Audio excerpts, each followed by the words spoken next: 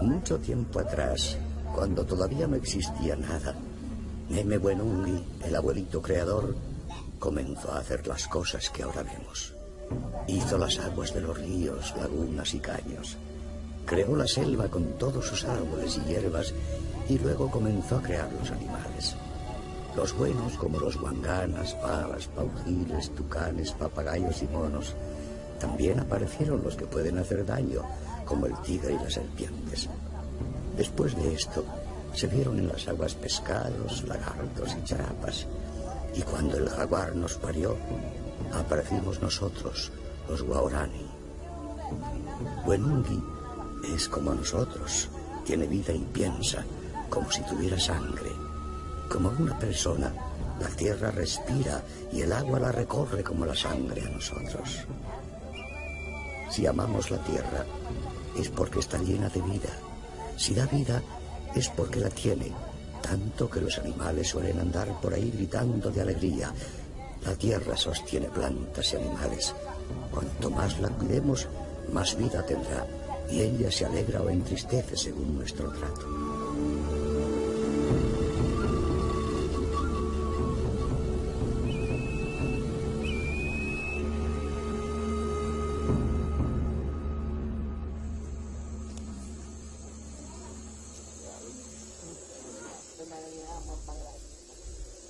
Este hombre se llama Ñame Enomenga y representa a la última generación de una tribu, los Waorani, que lamentablemente ha sido condenada a desaparecer. Ñame vive con su familia en Nenkipari, un pequeño asentamiento a orillas del río Siripuno. Está casado con Bara y hace poco tiempo que se trasladaron a este lugar, ubicado en el corazón de la Amazonía ecuatoriana.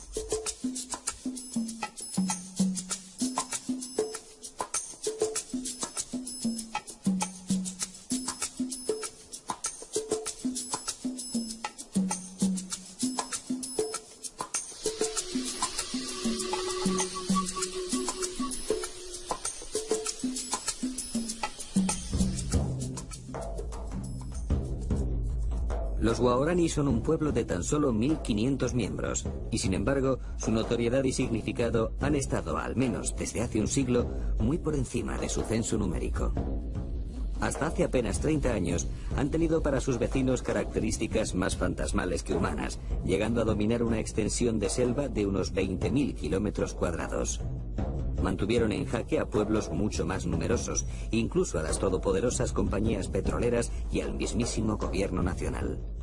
Pese a todo esto, seguían siendo unos perfectos desconocidos. Los Waorani no tenían pasado, ni historia. Surgían como de la noche de los tiempos. La mayor parte de los Waorani se asientan en las selvas que forman el Parque Nacional de Yasuní. La reserva se encuentra ubicada en la parte oriental de Ecuador, en las provincias de Napo y Pastaza, ocupando 1 millón de hectáreas de bosque húmedo tropical de la cuenca amazónica ecuatoriana.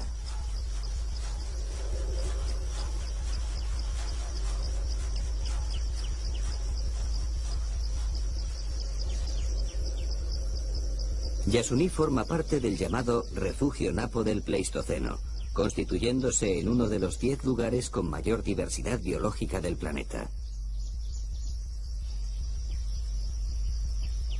El ecosistema amazónico, y en especial su bosque lluvioso, es considerado uno de los hábitats vegetales y animales más ricos y complejos.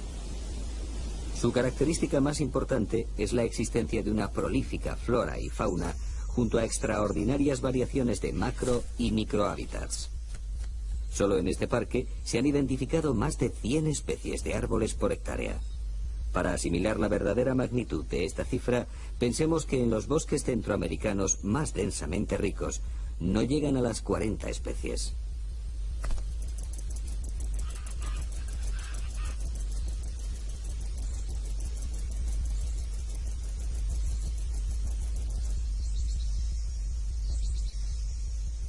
Pero es su gran diversidad animal lo que provocó que la UNESCO lo declarara en 1979 Reserva Mundial de la Biosfera. Las últimas investigaciones arrojan resultados espectaculares. Aquí viven más de 500 especies de aves, 62 especies de serpientes, y más de 100 de anfibios, 43 de las cuales corresponden exclusivamente a ranas arborícolas. En cuanto a mamíferos, hay censadas 173 especies, aunque se estima que pueden ser más de 200, que corresponderían al 70% de toda la fauna de mamíferos del Ecuador.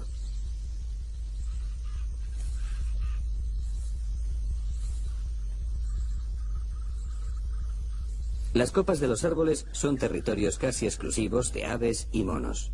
Ellos buscan en las alturas una seguridad que en el oscuro suelo no está garantizada. Y es que en este mundo que habita bajo el manto amazónico, el peligro es constante y todos deben estar alerta, porque todos son vigilados por alguien más fuerte y rápido que él, y con un único objetivo: matar para comer.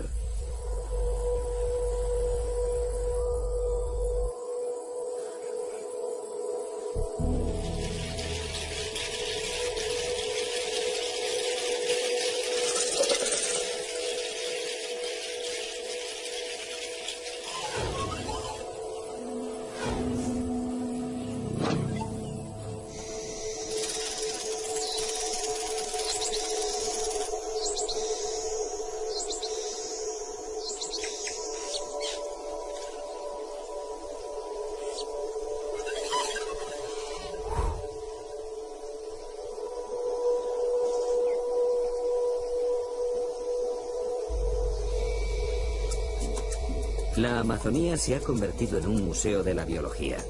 El número de especies constituye de forma arrolladora el centro de la vida en la Tierra. De hecho, no existe ninguna colección de artefactos humanos que se acerquen ni de lejos al número de objetos diferentes que existe en una pluvisilva. Ninguna biblioteca o red de ordenadores podría contener la información almacenada en los cromosomas de los organismos que forman la selva tropical.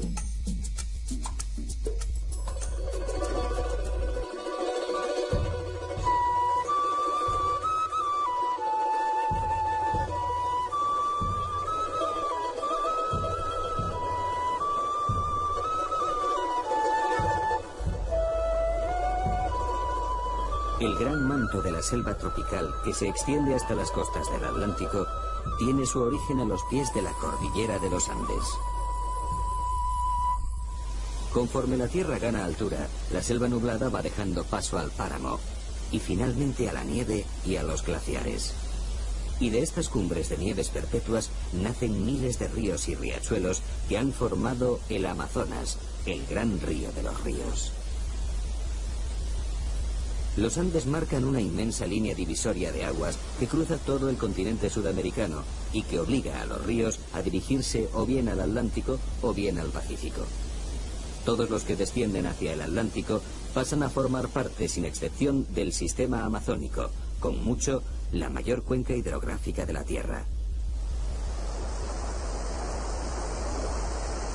El principal tributario del río Amazonas es el Napo, que tradicionalmente ha marcado la frontera natural de los territorios Guaraní. Esta era, hasta hace 50 años, su patria soberana de bosques y agua.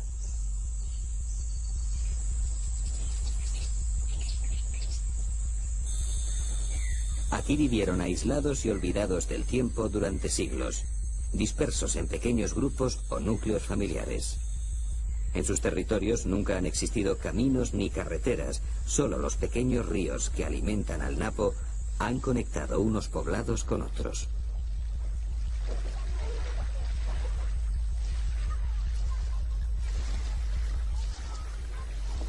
Estas vías fluviales han sido su única salida hacia el exterior. Pero los Guaraní no son buenos navegantes, por lo que nunca se aventuraron a realizar largos viajes y apenas tuvieron contactos con otras tribus. Nunca aprovecharon los ríos ni fabricaron canoas, consiguiéndolas por intercambio con tribus vecinas como los Shuar o los Quichuas. Las necesidades proteicas no las resuelven con los productos del agua, sino en el interior de los bosques, que es donde se encuentran los grandes mamíferos.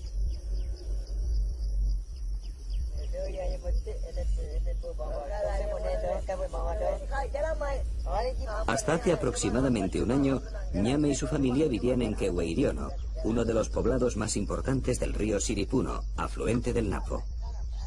Pero los recursos naturales se estaban agotando y no eran suficientes para alimentar a los más de 160 miembros que formaban la comunidad. Así que Ñame decidió separarse y establecerse en un nuevo asentamiento que se encuentra a 2 jornadas a pie de Keweiryōno.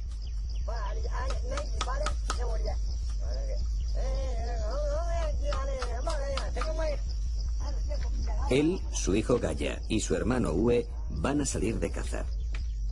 Ellos básicamente viven de la caza y de la recolección de productos silvestres, que representan el 90% de su dieta alimenticia.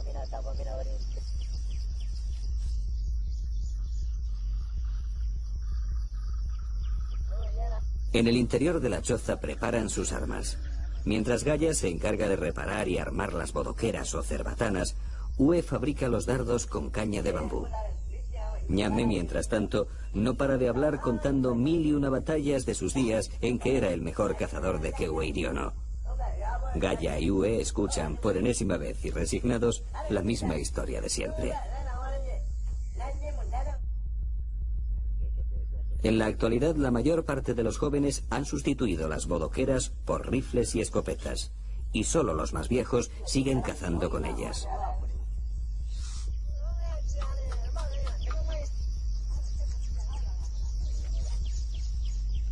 Una vez que Ue ha acabado de fabricar los dardos, se sienta cerca del fuego y comienza a impregnarlos de curare.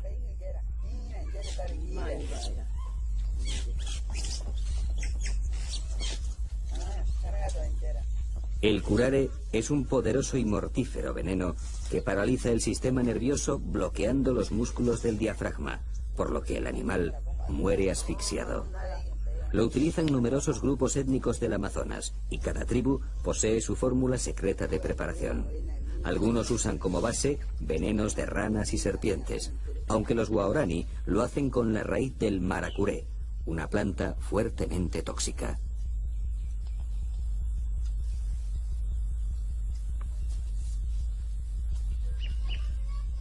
El cazador va impregnando concienzudamente cada uno de los dardos que luego deposita cerca del fuego para que el veneno se vaya secando.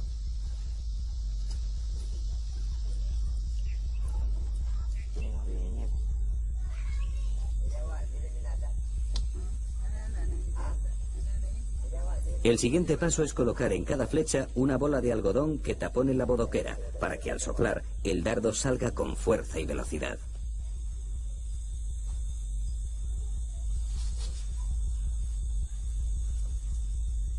Por último, Ue utiliza la mandíbula de una piraña para hacer una muesca en el extremo impregnado de curare.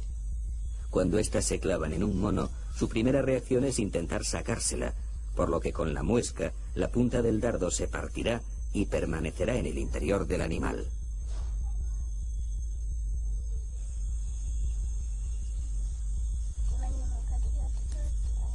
Mientras tanto, Ñame prepara la lanza. Cada vez que van a salir de caza, la lanza es adornada con un tinte rojo que extraen de la huenca, una semilla que los Waorani aprecian especialmente, ya que también la usan para sus adornos corporales. Al igual que el curare, la huenca es utilizada por varias tribus amazónicas.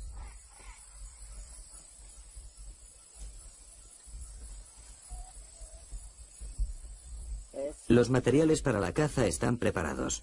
Solo queda comprobar que las bodoqueras no estén obstruidas ni dobladas.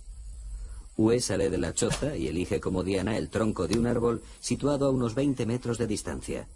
Disparar con las cerbatanas es el pasatiempo preferido por los Waorani, que continuamente hacen apuestas para ver quién es el que mejor puntería tiene.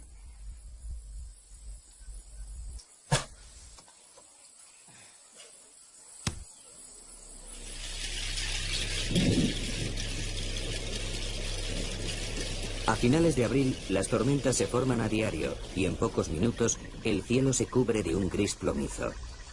Es época de lluvias y no hay un lugar en la Tierra donde llueva con tanta fuerza como lo hace en el Amazonas. El agua que permanece en el suelo en forma de humedad es absorbida por las raíces de los árboles y arbustos y desde aquí asciende por el tronco y las ramas hasta las hojas. Durante las horas diurnas, el agua se evapora de la superficie hacia la atmósfera en un proceso que se conoce como evapotranspiración. Se ha estimado que más de la mitad de la lluvia que cae en la cuenca del río Amazonas vuelve a la atmósfera a través del follaje de los árboles.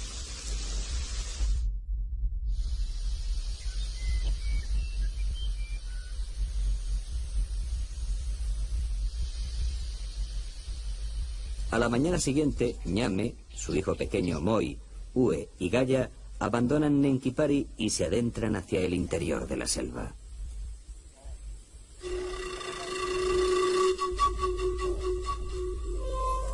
El color de su piel es el mejor camuflaje dentro del bosque. Incluso Gaya y Moi se quitan sus ropas occidentales cuando salen de caza. A ellos les da vergüenza ir desnudos porque lo ven como un símbolo salvaje, aunque respetan que su padre y su tío solo utilicen como vestimenta el come, un cordón alrededor de la cintura que les sujeta el pene contra la barriga.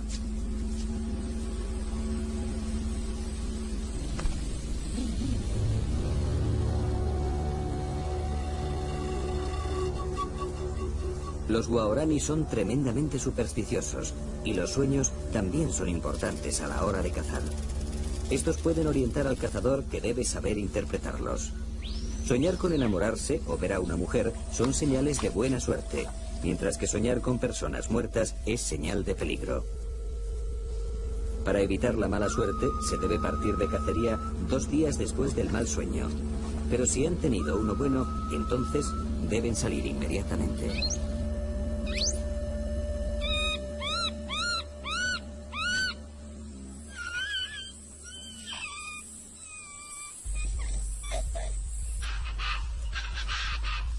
A los animales los detectan por las huellas y por el olor que dejan impregnado en el suelo, en las plantas y en los troncos, por el ruido que emiten cuando caminan o se mueven en los árboles y por los frutos que dejan parcialmente comidos.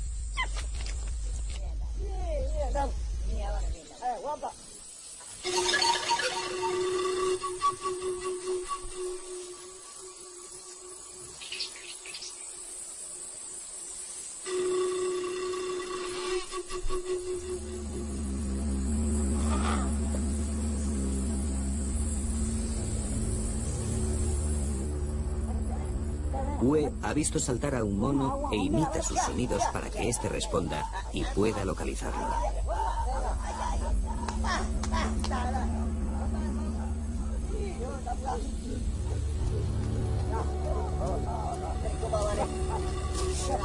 Los cazadores han encontrado a una familia de chorongos.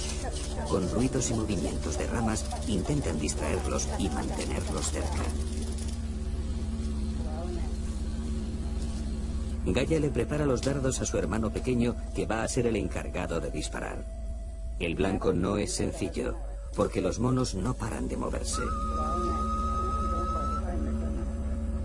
Moi sigue los movimientos de los chorongos bajo la atenta mirada de su padre. El primer tiro lo ha errado, pero aún va a tener una segunda oportunidad.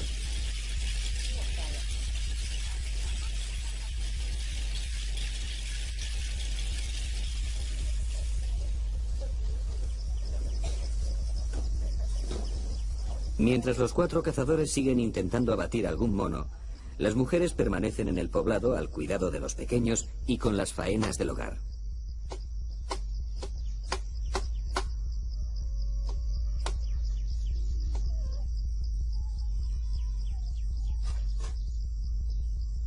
Vara, la mujer de Ñame, está fabricando cuerdas a partir de la chambira, una fibra vegetal con la que confeccionan canastos y redes para pescar.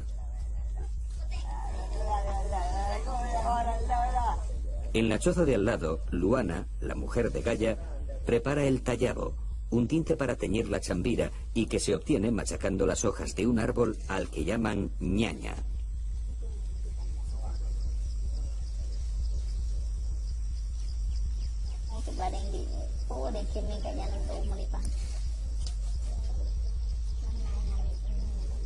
El tallabo, al igual que la huenca, también lo utilizan para pintarse el cuerpo, en especial las mujeres.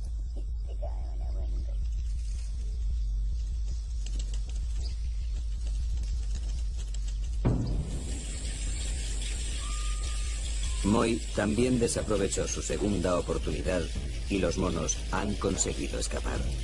Pero por suerte pronto encuentran a otro grupo y Uwe, de nuevo, trata de distraerlos con su repertorio de sonidos.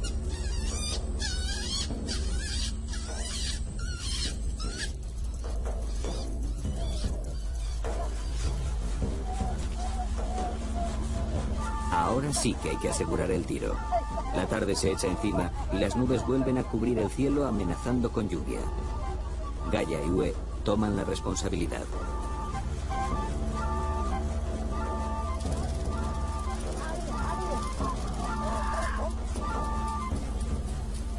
Cuando los Waorani tienen a una presa cerca, comienzan a moverse frenéticamente imitando los movimientos del animal, donde llegan a alcanzar una gran excitación.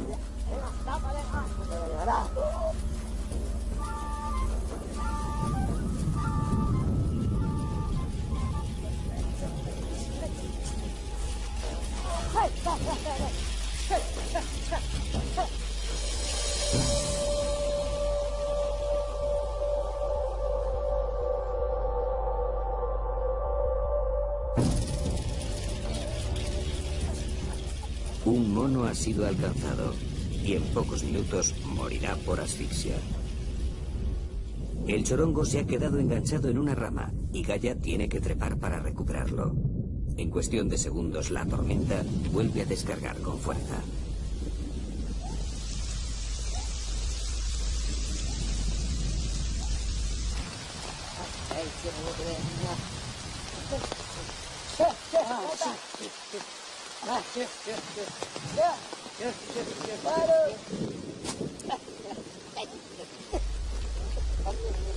Gaia le lanza el mono a Uwe, quien rápidamente lo prepara para su transporte.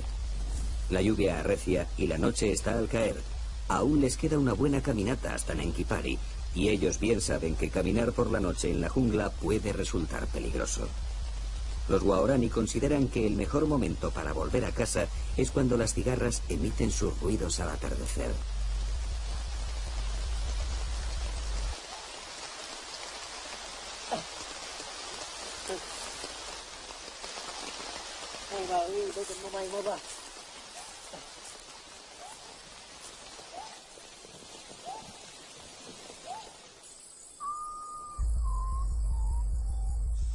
Hoy ha sido un día de suerte. En el camino de vuelta localizaron a otra familia de chorongos y lograron matar a 3 de sus miembros. Hacía mucho tiempo que no cazaban tantos monos en una sola jornada. Desde que los jóvenes cazan con escopetas, los animales se han trasladado a lugares remotos y de difícil acceso. Cada vez es más complicado cazar con bodoqueras y muy pronto esta arma caerá en el olvido.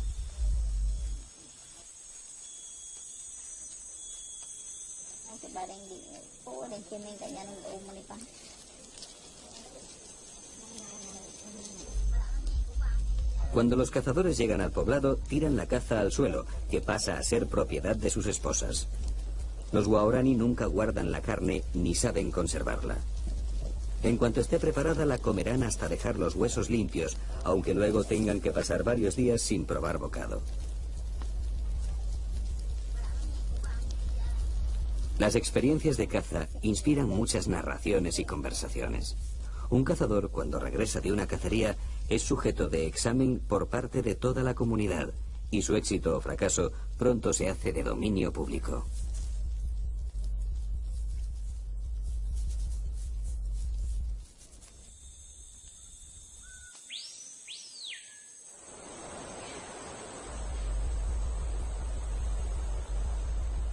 Aunque los Waorani tradicionalmente han vivido de espaldas al río, siempre se han visto obligados a pescar, sobre todo durante las épocas en que la caza escasea.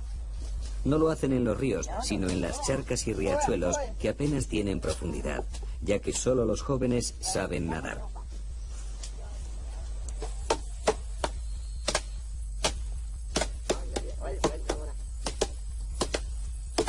La técnica que utilizan es sencilla, pero muy productiva. Envenenar momentáneamente el agua. Para ello deben encontrar barbasco, una liana silvestre y no muy abundante que contiene unas sustancias tóxicas que eliminan el oxígeno del agua sin causar daño alguno al medio ambiente.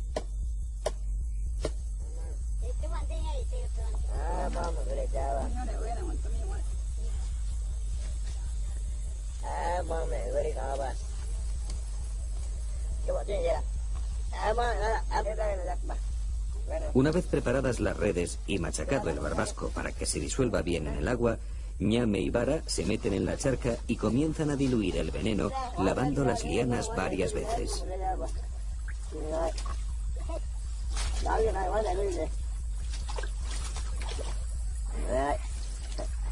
En pocos minutos, en lo que parecía una charca inmunda y sin vida, aparecen los pececillos. El matrimonio los va recogiendo cuidadosamente y almacenándolos en una hoja de banano.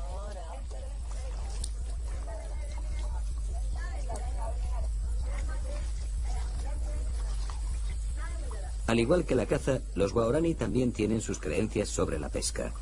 Nunca comen la cabeza del pescado, porque de lo contrario, nunca más volverán a pescar.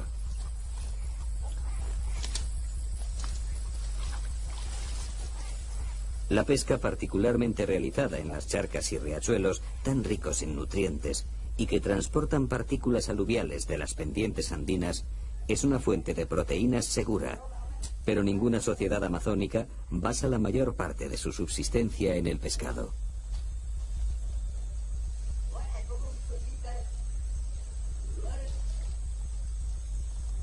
En menos de una hora, Vara y Ñame han conseguido suficiente pescado para comer. En el improvisado recipiente se pueden contar hasta 12 especies distintas.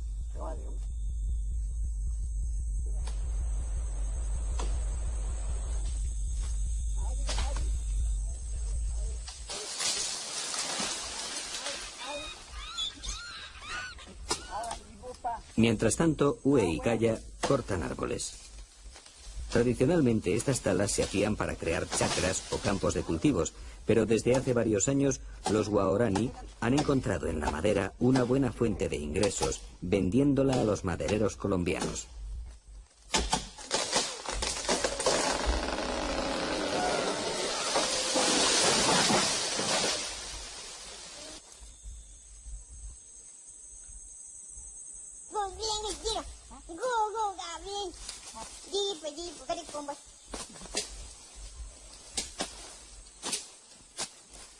En la chacra, Vara cultiva yuca y plantas medicinales.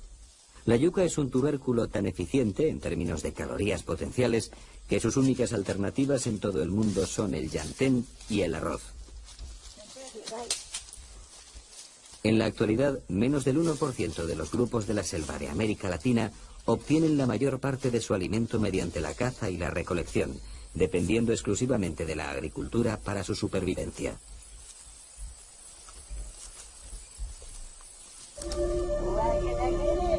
Antes, nuestra vida en la selva era una especie de inocente devenir, alejados de la civilización, del progreso y del desarrollo, hasta que llegaron los caucheros, los misioneros, las compañías petroleras y los colonos, personajes ajenos a nuestra selva, que nos quitaron la tranquilidad y nos volvieron agresivos frente a toda persona extraña.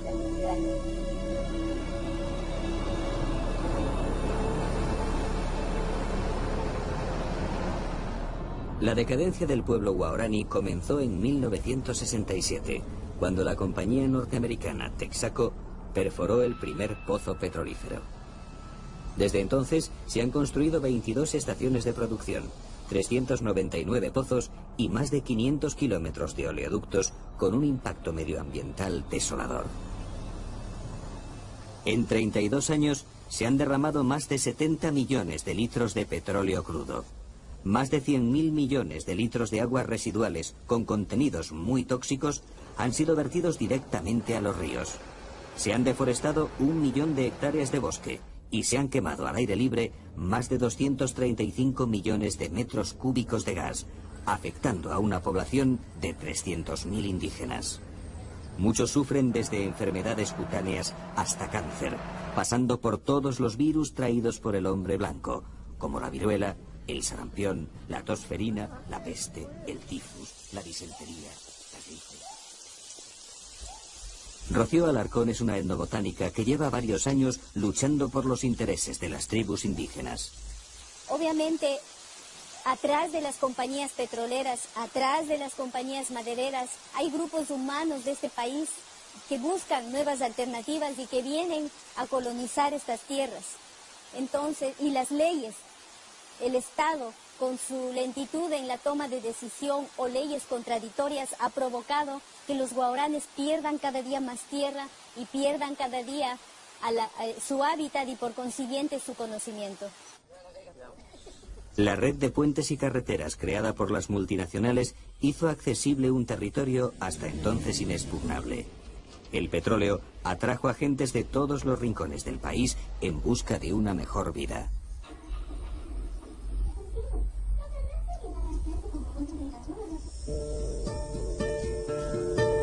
Davo es el hijo mayor de Ñame y Vara, pero hace muchos años que no sabe nada de ellos. Él decidió, junto a su mujer, abandonar la selva atraído por el dinero y las petroleras. Todavía no ha conseguido adaptarse a esta nueva vida y se siente perdido entre dos mundos. Su único refugio es el alcohol.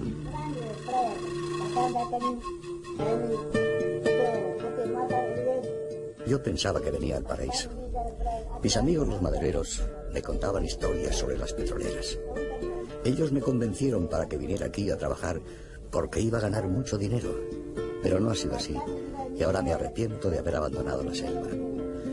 No hay un solo día en que no recuerde las cacerías junto a mi padre y mis hermanos, todos desnudos. Yo era muy feliz. Ahora me doy cuenta de que el paraíso no es esto, sino lo que he dejado atrás, pero ya es tarde.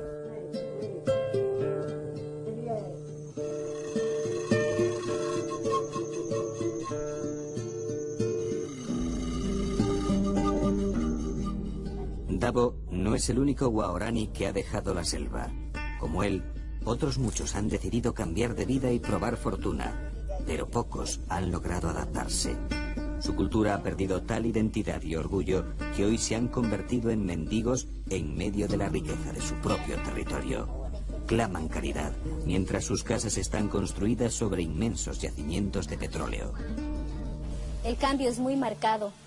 Los viejos han escondido su conocimiento, han escondido su forma de ser, y para llegar a ellos hay que gastar tiempo y energía para descubrir su real interioridad. Está cubierta, tapada por lo que ahora es la civilización. Y en el caso de los jóvenes, están atraídos por lo que es la ciudad, el modernismo, la radio, la televisión.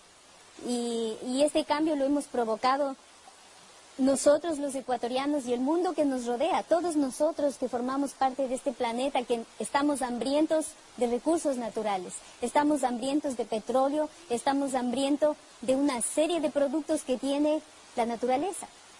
Y somos nosotros los que hemos provocado esto a través de compañías petroleras, madereras, compañías farmacéuticas, y nosotros los consumidores, obviamente.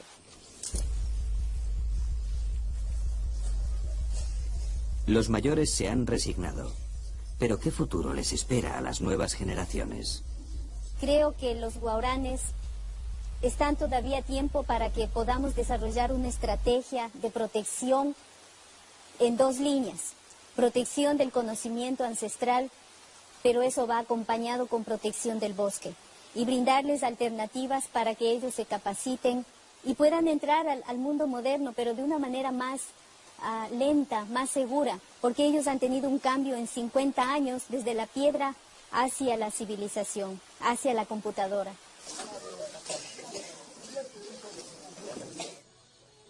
A muchas jóvenes indígenas no les queda otra salida que trabajar en los numerosos burdeles ubicados a las afueras de Coca, la ciudad más cercana a los territorios guaraní.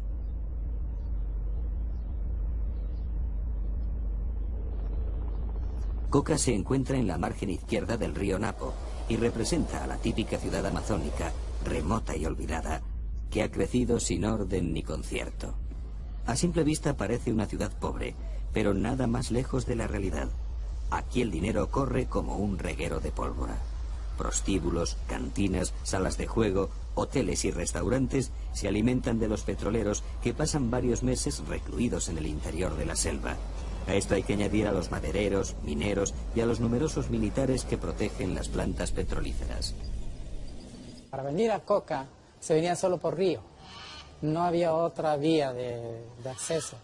Teníamos que salir de Quito a Ambato, de Ambato Baños, Puyo, Tena, Misahuallí. De ahí cogíamos la canoa y veníamos a Coca. Salíamos aproximadamente 11 de la mañana y llegábamos 4 o 5 de la tarde a Coca. Era la única vía. Entonces, en veces no alcanzábamos a llegar a Coca, nos tocaba dormir en algún punto de la ribera, en alguna casa de algún colono. El río Napo pues dividía dos sectores, la parte de los colonos indígenas que estaba aquí a mano izquierda y a mano derecha, todo ese territorio desde Misahuallí hasta Nuevo Rocafuerte, toda esa ribera era de los Aucas.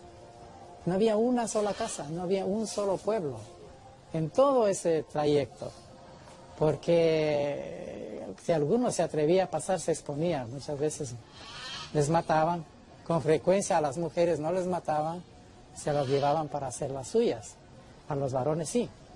Y recuerdo en ese tiempo, cuando estábamos aquí, los Aucas se parecían al otro lado desnudos, y había un pequeño piquete de soldados, una guarnición.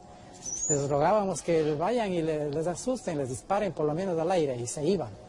Entonces nosotros vivíamos en zozobra porque algunas veces sí se pasaban los Aucas para acá.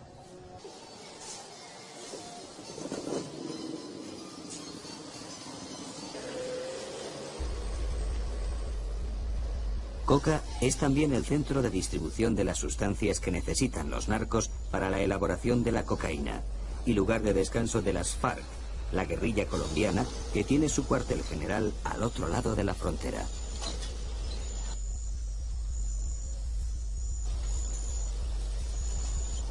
Al pasear por sus calles, uno siente que se encuentra más allá de la última frontera. Coca nunca descansa. Para muchos es la única válvula de escape que tienen para soportar una vida lejos de toda civilización, entre el juego, el alcohol y las prostitutas más baratas de Ecuador. Bueno, la historia de Coca tiene varias fundaciones. Desde el tiempo de los jesuitas, que se llamó San Antonio de la Coca. Posteriormente también fue fundada por un ecuatoriano, refundada, y esas se han llevado. Estaban aquí a la margen izquierda del río Napo, en la desembocadura con el río Coca. Y esta fundación es del año 54 más o menos, y es fundada por Camilo de Torrano, un capuchino, que vino aquí y en esta zona había pues 3 casitas de indígenas. Es ahí cuando se da la última fundación, hacia el año 54-56. Pues en torno a la misión comienzan algunas cositas, pues la misión tiene la escuelita, tiene un dispensario y en torno a la misión se va concentrando un poquito la gente, pero Coca cuando se hace de verdad, o sea un poquito más grande, es cuando llega el petróleo.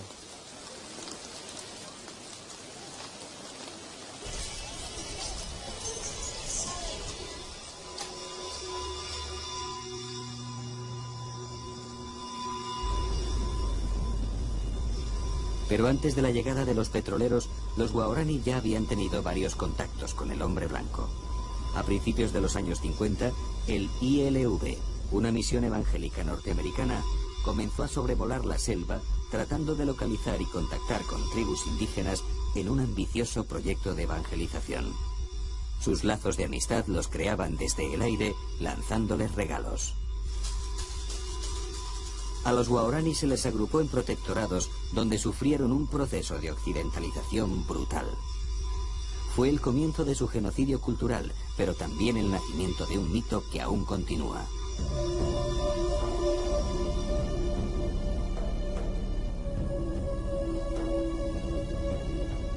Un grupo de unos 50 guaraní decidieron seguir siendo libres, adentrándose aún más en la selva. Entre ellos, hicieron un pacto de sangre: no volver a ser contactados nunca más. Su jefe se llamaba Taga, y en honor a él se autodenominaron Tagaeri. Los Tagaeri ocuparon una extensión de selva muy rica en petróleo, y pronto se vieron obligados a luchar contra las petroleras. Para evitar un baño de sangre, Alejandro Lavaca, un misionero capuchino español, decide arriesgar su vida y contacta con los Tagaeri para buscar una solución al conflicto. El 21 de julio de 1987, El misionero y la religiosa Inés Arango morían acribillados a lanzazos por los Zagaeri. Alejandro quiere acercarse porque ve venir el peligro sobre la selva. Es decir, hasta entonces la selva es una selva muy aislada, nuestra zona. No había prácticamente blancos, el 95% de la gente era indígena, el 5% era blanco. Pero él ya sabía que iba a haber petróleo, la carretera llega al Coca en el año 70 y con la carretera todas las arterias petroleras y la selva ahí queda inerme ya, ¿no? Es decir, la selva era inconquistable para la técnica ecuatoriana, pero la técnica petrolera la pone al alcance de la gente, ¿no? Aunque él tenía un contrato con el Estado, con la petrolera, con CEPE en aquel momento, que era la estatal, para hacer un contacto, él ponía tales condiciones, lo difería de tal forma que los petroleros decidieron tomar unas medidas sustitutorias, ¿no? Y paralelas, y entonces tomaron un señor que se llamó el doctor Vela, con su grupo de gente armada, que limpiaba la selva, es decir, porque le parecía que la actitud del obispo era una actitud, digamos, poco combativa, ¿no? Alejandro y nosotros lo que hemos querido es que no hubiera exploración petrolera en esa zona, ¿no? Pero si eso no se puede evitar, que es lo que le pasó a Alejandro, bueno, al final él dijo, mira, yo soy un obispo, yo soy un misionero y este es mi oficio, ¿no? Yo no tengo que impedir que la gente se mate, ¿no? La noche anterior, cuando ya decidió entrar, reunió a algunos compañeros a decirles que iba a entrar al día siguiente donde los Zagaeri. Él era perfectamente consciente del peligro, porque bueno, era un hombre muy experto, había estado muchas veces y sabía lo que podía pasar. Él pidió que le acompañara a Inés, ¿no? Que era una religiosa colombiana, capuchina, que era una mujer muy valerosa que le había acompañado a él en muchos viajes a los Guaraní y que había dado muchas pruebas de valor, ¿no? Los Guaraní tenían dentro de una selva inmensa, tenían como dos huequitos en esa selva, ¿no? En un huequito estaba una casa ya muy vieja y después a unos 300 metros había una chacra, es decir, una huerta de yuca, también con los árboles, con los troncos de árboles cortados un poco alto. El helicóptero no se podía posar y ellos tenían que lanzarse desde una piola, desde unos 3-4 metros. Cuando ellos llegaron allí, ahí había unos jóvenes Guaraní, unos muchachos jóvenes, que al ver al helicóptero se retiraron a la selva. Entonces el helicóptero bajó un poco hasta unos 3-4 metros y ellos se descolgaron.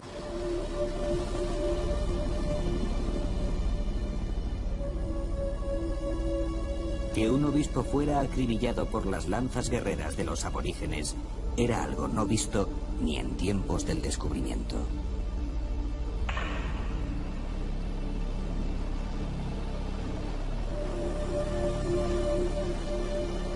Los hechos son que ellos se habían quedado en la chacra, los hechos son con testigos que ellos estaban junto a unos muchachos Guaraní y los hechos son que encontramos sus cuerpos ya no en la chacra, sino en la casa, por lo tanto no les han matado ahí. En la casa Alejandro está a unos 15 metros de la puerta de la casa y Inés está clavada junto a la puerta de la casa, ¿no? Varios años después, uno de los amigos nuestros, de los Guaraní amigos nuestros, se llamaba Abe, en una de las incursiones que hizo hacia la tierra de los Zagaeri, capturó en el monte, es decir, él se acercaba a las casas Zagaeri y en una chacra en el monte vio 3 mujeres. De las 3 mujeres pudo capturar una, él y su grupo.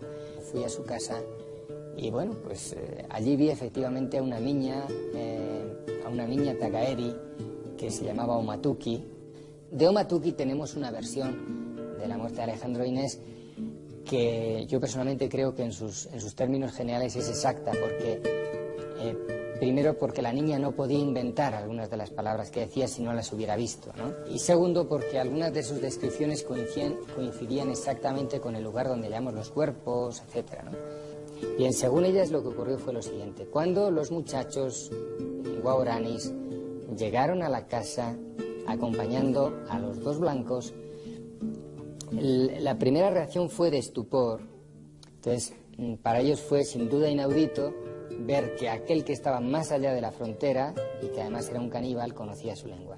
Tuvieron conversaciones, parece que al principio de lejos, luego se acercaron. Bien, el caso es que llegaron a una relación amistosa. Debieron pasar varias horas y estaban prácticamente, según la niña, preparándose para irse. ¿no? Cuando en este momento aparecen en el grupo unos viejos, los mayores del grupo, que han estado cazando todo el día. Se armó una verdadera discusión en el grupo. Las mujeres decían, no, ya no queremos vivir más así, ¿no? Estos van a volver donde los blancos, les van a decir que no nos maten más, que no nos ataquen más, etcétera, nos van a traer regalos, bueno. Los jóvenes, que seguramente, como siempre ocurre, aparecieron callados, y estos hombres mayores que empezaron a decir a su grupo lo que tenían que hacer. Lo que fue para mí más significativo, en la canción que dicen que cantan ahí, como suelen hacerlo, una canción que cantan antes y después de las muertes, se repite, ¿no?, esto: somos guerreros, somos tigres, somos cazadores, nosotros matamos, ¿no? Es una estrofa que se repite. Y después llega la segunda estrofa que dice: ellos han matado a nuestro hermano mayor, ellos han matado a nuestro jefe, nosotros debemos vengar su muerte, ¿no? Ellos nos han dejado sin líder, nos han dejado sin hermano, nosotros debemos vengar eso para ser guaraníes, ¿no? Había varios hombres con lanzas en la mano y por fin uno de ellos, que estaba detrás de Alejandro, que estaba frente a Alejandro, le atravesó con una lanza todo el cuerpo. Cuando mi compañero José Miguel rescató el cuerpo, tenía al menos 15 lanzas o 16 lanzas clavadas en el suelo, verticales, ¿no? Y tenía, pues no sé, 80 o 90 heridas, ¿no? Después de rogarle mucho para que no la mataran, Inés se escondió un poquito más allá, y cuando regresaron ya seguramente unos minutos más tarde de matarlo, regresaron a la casa, a mirar hacia la casa, se encontraron con que la mujer no existía y preguntaron dónde está la mujer, qué ha pasado con ella. Las mujeres le contestaron: no le matéis, dejadla en paz, se ha metido en la selva, etcétera. Y el grupo, como siempre hace una vez que ha causado una muerte ahí, huye. Y parece que cuando están recogiendo las cosas para huir es cuando llega Inés de la selva, llorando, dice la muchacha, y entonces un joven se acercó y dijo: yo no he matado a ningún Cobori, a ningún Kenwen, y le atravesó todo el cuerpo, ¿no?, que estaba en cuclillas, le atravesó con una lanza, ¿no?, y la clavó en el suelo. Para mí es evidente que Alejandro en realidad sufrió un sacrificio ritual, ¿no?, que pagó las culpas de otros, como muchas veces ocurre en la vida, y le metieron en un terreno, a mi parecer, minado, que él no conocía suficientemente, porque las compañías nunca nos dicen toda la verdad, ¿no? Y le explotó una mina bajo los pies que seguramente ni siquiera él, que tenía experiencia, había calculado suficientemente.